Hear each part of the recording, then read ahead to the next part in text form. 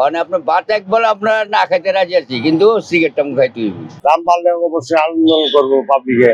সিগারেটের দামটা কম থাকলে বেশি ভালো হয়।